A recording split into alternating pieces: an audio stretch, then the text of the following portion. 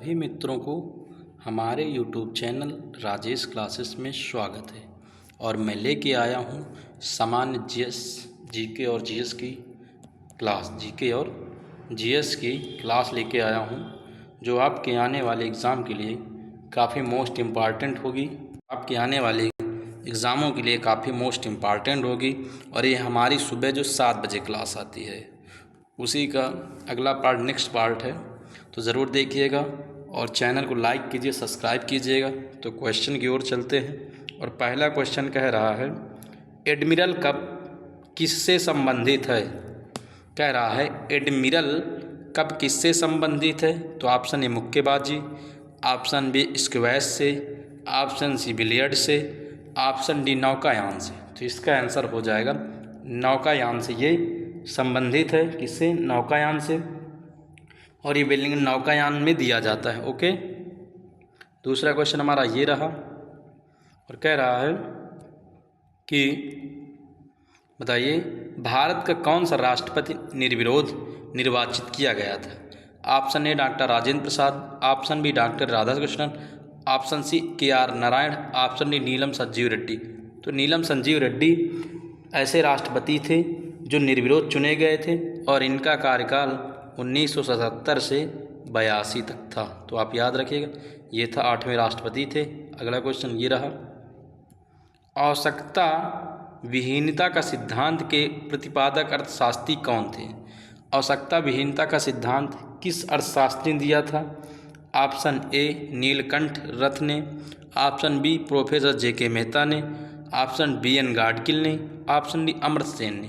इसका ऑप्शन आपका हो जाएगा बी, प्रोफेसर JK मेहता ने यह सिद्धांत दिया था। ओके, अगला क्वेश्चन हमारा बेटा ये रहा, ये सूर्य का दीप्तमान आमुख जिसे हम देख सकते हैं क्या कहलाता है?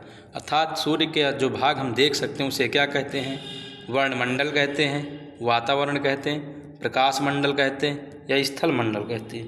तो इसका आंसर हो जाएगा सी, उसे हम कहते हैं प्रकाश मंडल कहते हैं। और सूर्य की बाह्य प्रकाशित सतह को फोटॉन के प्रभुत्व के कारण उसे फोटोस्फीयर या प्रकाश मंडल कहते हैं। अगला क्वेश्चन ये रहा हमारा और कह रहा है,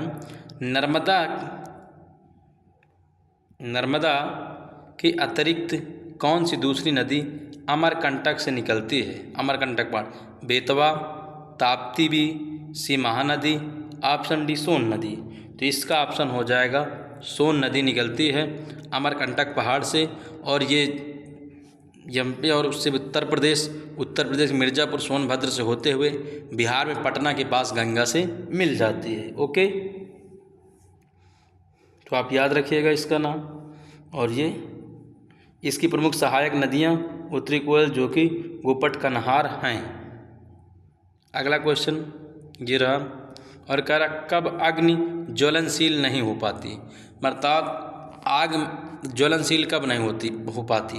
जब हवा में ऑक्सीजन 30% से कम हो, हवा में ऑक्सीजन 25% से कम हो, हवा में ऑक्सीजन 20% कम हो, और ऑप्शन डी हवा में ऑक्सीजन 15% से कम हो। तो जब ऑप्शन इसका हो जाएगा डी, हवा में ऑक्सीजन 15% से कम हो, तो अग्नि ज्वलनशील नहीं हो पाती। 7वां क्वेश्चन मेरा, ब्रिटिश शासन को भारत सरकार से उखाड़ फेंकने के लिए इनमें से किसने फ्रांसीसियों की मदद मांगी थी? संभाजी ने, शिवाजी ने, हैदर अली ने या टीपू सुल्तान ने? तो इसका आपका आंसर हो जाएगा, क्या हो जाएगा? मैसूर के संशासक टीपू सुल्तान ने यह कारनामा किया था। ओके, और उसने टीपू सुल्तान फ्रांस की क्रांति में रुचि दिखाई और श्रीरंगपत्तन में स्वतंत्रता का वृक्ष लगाया और जैकोबियन क्लब का सदस्य बना था तथा अंग्रेजों से युद्ध के लिए फ्रांसीसी तानाशाह नेपोलियन से सहयोग किया था, मांग की थी इसने। अगला क्वेश्चन ये रहा हमारा, कह रहा है, निम्नलिखित में से किसमें सर्वाधिक ऊर्जा होती है? लाल प्रकाश में, नीला प्रकाश में, हरा प्रकाश में या पीला प्रकाश में? तो ऊर्जा आपसे पूछा है तो आप बताएंगे नीला प्रकाश में सर्वाधिक ऊर्जा होती है। ओके, क्योंकि आप अगर ऊर्जा को देख लें तो आप लिखेंगे बिगबेयोर लिखेंगे, विबगयोर। तो सबसे ज़्यादा किस में दिखा रहा है? वैगनी। तो आपको दिख रहा होगा सबसे ज़्यादा ऊर्जा नीला में होती है। तो लेकिन ऊर्जा के आधार पर अगर आप देखेंगे तो सबसे ज़्यादा इसी में होती है, आसमानी, उसके बाद नीला में। तो अगला क्वेश्चन देखते हैं, ये रहा। प्रसिद्ध बांसुरी वादक हरिप्रसाद चौरसिया का जन्म कहाँ हुआ था? हरदुआगंज लखनऊ में, पार्क स्ट्रीट कोलकाता में, लोकनाथ इलाहाबाद में या लोखंडवाला में? तो इनका जन्म प्रयागराज के लोकवाड़ा में हुआ था। ओके, तो हरिप्रसाद चौरसिया जो बांसुरी वादक हैं, इनका जन्म इलाहाबाद में हुआ था। अगला क्वेश्चन, बधाई कौन सी विधा है? बधाई कौन सी विधा है? बुंदेलखंड का लोक संगीत है, बुंदेलखंड का लोक नृत्य है, यह ए और बी तीनों है?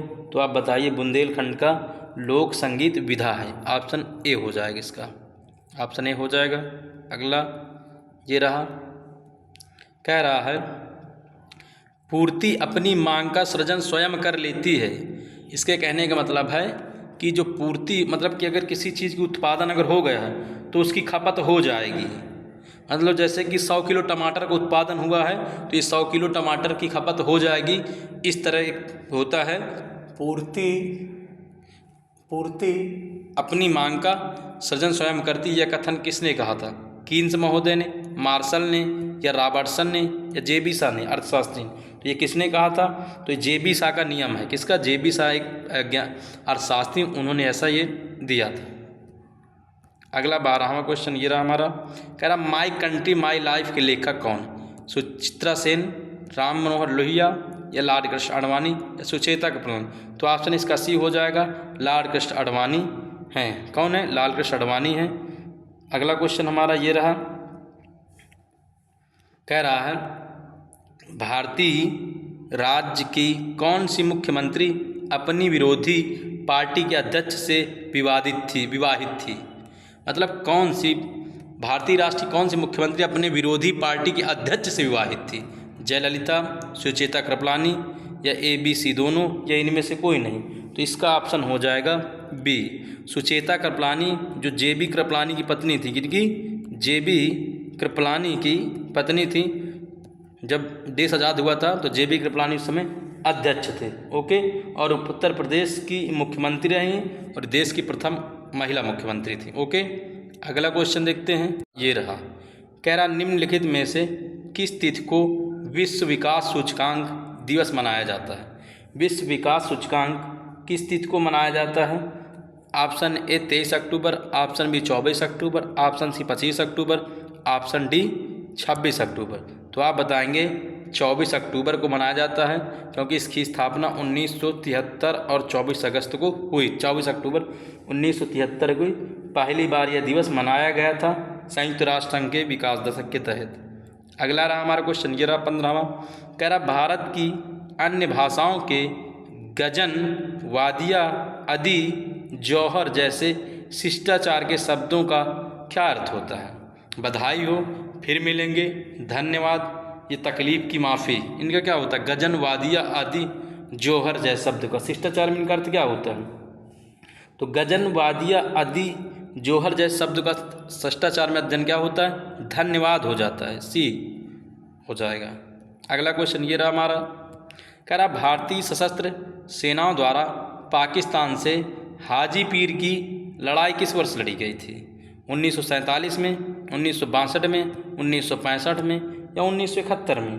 तो बताएंगे हम कि हाजी पीर की लड़ाई हमारे यहाँ 1965 में लड़ी गई थी। उस समय के प्रधानमंत्री कौन थे? तो आप बताएंगे लाल बहादुर शास्त्री थे। कौन? लाल बहादुर शास्त्री थे, और उस लड़ाई को हाजी पीर की लड़ाई कहा जाता है।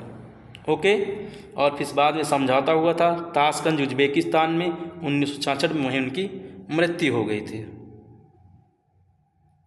अगला क्वेश्चन ये रहा, नागार्जुन कौन थे? कह रहा है कौन थे? नागार्जुन कौन थे? तो आप बताएंगे नागार्जुन एक यूनानी शासक थे, एक वैदिक ऋषि थे, एक जैन भिक्षु थे या एक बौद्ध दार्शनिक थे? तो ऑप्शन इसका हो जाएगा डी, ये एक बौद्ध दार्शनिक थे, और इन्होंने नागार्जुन और ये हीनयान, महायान तथा वज्रयान के संप्रदाय महायान से संबंधित थे। कौन? नागार्जुन। ओके, अगला 18वां क्वेश्चन देखते हैं, ये रहा, और कह रहा है इनमें से कौन सा मुगल सम्राट अनपढ़ था? Akbar, option B Shah Jahan, option C Aurangzeb, option D Bahadur Shah Zafar. तो इसका ऑप्शन ए हो जाएगा।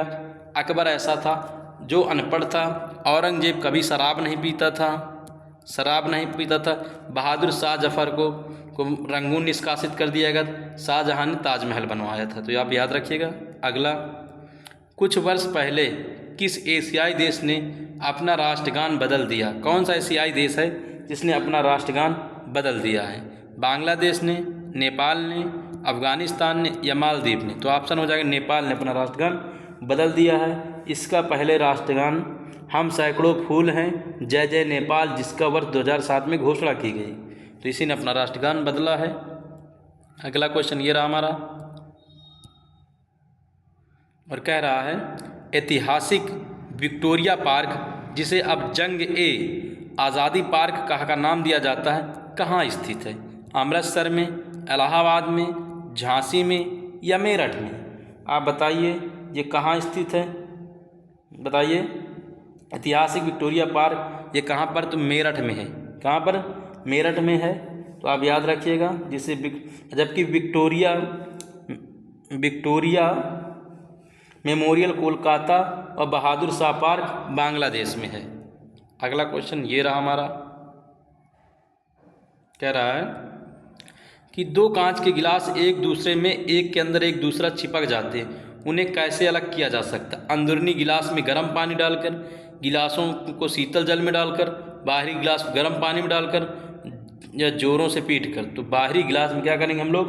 गर्म पानी डालकर बाहर निकाल सकते हैं। कैसे निकाल सकते हैं? तो आप बताइए। तो 30वां क्वेश्चन है आपका, बताइए इसका आंसर। तो ऐसी स्थिति में हम क्या करेंगे? बाहरी गिलास में गर्म पानी डालकर उसे निकाल सकते हैं। तो संजक बल आपने पढ़ा होगा। अब कह रहा है थॉमस रो मुगल सम्राट जहांगीर के किस किले में मिला था? आगरा किले में, इलाहाबाद किले में, झांसी किले में या अजमेर के किले में? आप बताइए कहाँ पर मिला था? तो कब आया था? तो 1600 पहली बात तो 15 में आया था जहांगीर के शासनकाल में। और जहांगीर से कहाँ मिला था? तो आप बताएंगे अजमेर में मिला था। ओके शासन। और टॉमस रो था वो। और 1608 में कैप्टन हॉकिंस भी आया था। तो टॉमस रो और कैप्टन हॉकिंस दोनों आए थे इसके दरबार में अंग्रेज। अगला क्वेश्चन ये रहा हमारा, और कह रहा है भारत के संविधान का निम्नलिखित में से कौन सा अनुच्छेद संविधान में संशोधन से संबंधित? कौन संशोधन करा था? अनुच्छेद 360 या 355 या 368 या 365? तो इसका ऑप्शन हो जाएगा अनुच्छेद 368 के तहत संविधान में संशोधन किया जा सकता है। और संशोधन कितने प्रकार के होते हैं? 3 प्रकार के होते हैं। साधारण बहुमत से, संसद के विशेष बहुमत द्वारा, और संसद के विशेष बहुमत और आधे से अधिक राज्यों द्वारा।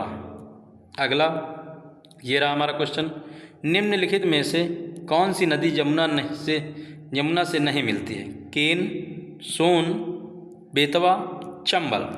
तो केन नदी बांदा के पास मिल जाती है। सोन किससे मिलती है? या चंबल मिलती है कहाँ पर? हमीरपुर के पास मिल जाती है। ओके, तो ऑप्शन क्या है? सोन नदी नहीं मिलती है। सोन नदी किसकी सहायक नदी है? तो आप बताइएगा। तो सोन नदी की मैं बात बताऊं तो ये सोन नदी अमरकंटक से निकलती है और एक गंगा की सहायक नदी और पटना के पास मिलती है। तो ऑप्शन आपका बी सही हो जाएगा। अगला क्वेश्चन ये रहा हमारा, गंडक सिंचाई परियोजना किन प्रदेशों की एक संयुक्त परियोजना? गंडक उत्तर प्रदेश, मध्य प्रदेश, यूपी बिहार, उत्तर प्रदेश उत्तराखंड या उत्तर प्रदेश हरियाणा?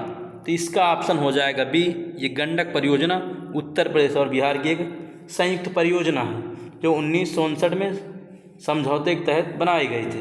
ओके, अगला क्वेश्चन, इनमें से किसने भूमि मापन की व्यवस्था प्रारंभ की थी? बहादुर शाह, शेर शाह, शाहजहाँ या अकबर? तो आप बताइए इसमें कौन था? तो इसका आंसर आपका हो जाएगा, कौन सा हो जाएगा? शेर शाह सूरी हो जाएगा। कौन हो जाएगा बेटा?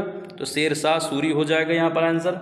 और शेर शाह सूरी सूरवंश का संस्थापक था। इससे सबसे पहले भूमि मापन के लिए गज-ए-सिकंदरी का प्रयोग किया था, जिसमें 32 अंक होते थे और सन की डंडी बनी होती थी। तो आपके आज 26 क्वेश्चन थे और ऐसे ही क्वेश्चन हमारे आते रहेंगे। आप इन 26 में कितना सही कर पाते हैं ज़रूर बताइएगा और अपने दोस्त यारों के पास शेयर कीजिए और हमारे चैनल को सब्सक्राइब भी कीजिए भाई। ओके, धन्यवाद, थैंक यू, जय हिंद, जय भारत, जय माता दी।